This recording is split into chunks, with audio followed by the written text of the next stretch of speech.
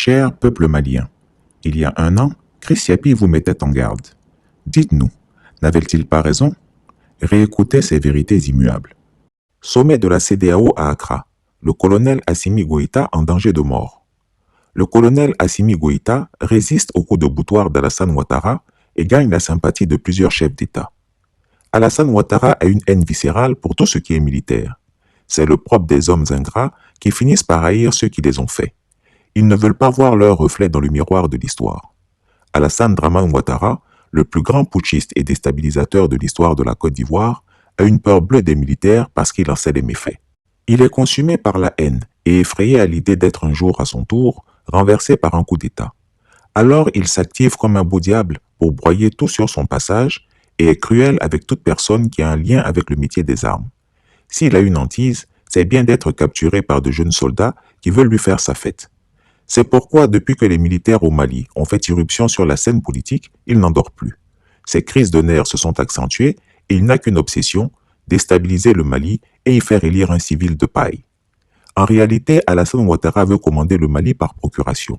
Cet homme imbu de sa personne et à l'ego surdimensionné, qui clame partout qu'il est le meilleur président de toute l'Afrique entière parce qu'il serait le seul à avoir obtenu un PhD en économie, il serait le seul à avoir été DGA du FMI, considère légitime que toute la sous-région ouest-africaine soit à ses pieds. Ne vous y trompez pas. Dans son ciboulot, il est le président naturel de l'Afrique de l'Ouest. Et tous autant que nous sommes, lui devons soumission dans la dévotion. Moi, je souhaite que dans 10 ans, dans 20 ans, mais nous ayons une Côte d'Ivoire qui va au-delà d'Odiéné, au-delà de Bouna, de Bondoukou, etc.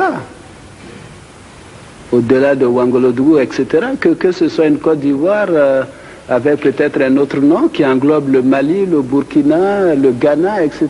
Pourquoi pas? C'est pourquoi il ne peut s'empêcher de s'immiscer dans les affaires intérieures des pays voisins. Il se pense empereur et agit en empereur. I wish I could be an emperor. It would be much better than being president. Disons qu'au départ, ses homologues se laissaient avoir par son charme et sa duplicité. Certains l'appréciaient et croyaient qu'il était vraiment un brillant et honnête homme. Ses chefs d'État pensaient effectivement qu'avec son background, il avait réellement développé le Japon, l'Inde, etc. Ils ne pouvaient pas imaginer qu'un homme de cette trempe, de surcroît ancien premier ministre du grand Félix Houphouët-Boigny, soit un vil et fieffé menteur. Hélas, progressivement, ils l'ont appris à leurs dépens.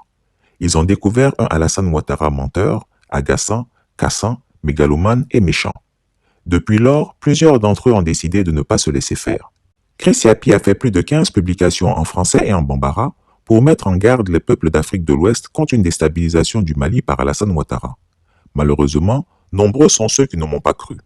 Pire, les militants de celui-ci m'ont menacé et injurié, mais le temps a fini par me donner raison. En effet, pour déstabiliser le Mali, Alassane Ouattara s'est d'abord mis d'accord avec Emmanuel Macron, le président français. Cette déstabilisation a été préparée, planifiée et orchestrée par ces deux hommes. L'ex-président de la transition, Ba Ndao, n'a été qu'un gros naïf. Il a été manipulé par Alassane Ouattara. La junte militaire malienne a aujourd'hui la preuve, grâce aux écoutes téléphoniques, que le président ivoirien a été le chef d'orchestre de la déstabilisation du Mali. Dans ces enregistrements téléphoniques, on peut entendre un Alassane Ouattara relax qui dit à Ba Ndao de prendre ses responsabilités vis-à-vis des militaires car la récréation a trop duré, affirmant qu'Emmanuel Macron était d'accord avec lui et qu'ensemble il le protégerait sans hésitation. Alassane Ouattara a embobiné le pauvre Ba Ndao comme il l'a fait avec les présidents Bédié, Gbagbo, Soro, etc. C'est son jeu favori. Mal en a pris à Ba Ndao. Il n'a que ses yeux pour pleurer aujourd'hui. Alassane Ouattara, sûr de son fait, a été surpris que son plan échoue.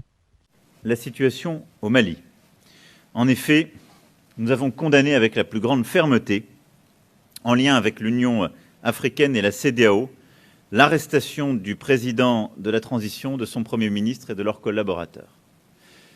Ce qui a été conduit par, à nouveau, les militaires putschistes est un coup d'État dans le coup d'État inacceptable qui appelle notre condamnation immédiate et aussi le fait que nous sommes prêts, dans les prochaines heures, si la situation n'était pas clarifiée, à prendre des sanctions ciblées sur les protagonistes.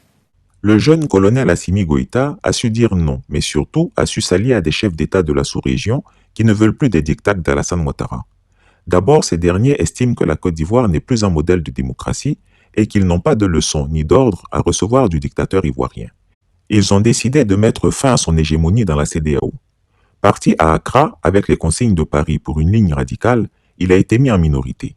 Une humiliation de plus que lui inflige selon lui le petit soldat malien. Mes chers Maliens, écoutez-moi bien. Prenez au sérieux ce que je vais vous révéler.